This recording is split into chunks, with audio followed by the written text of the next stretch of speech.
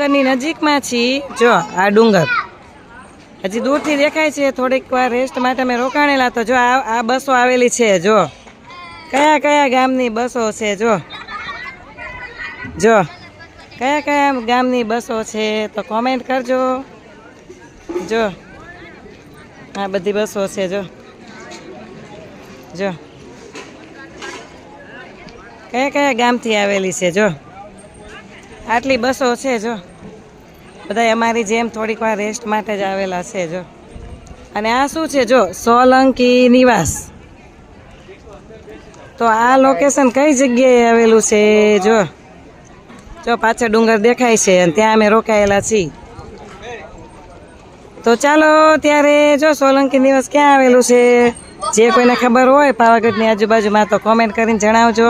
અને આ બસોમાંથી કઈ જગ્યાએથી બસો આવેલી એ પણ ખબર હોય તો જરૂરથી જણાવજો.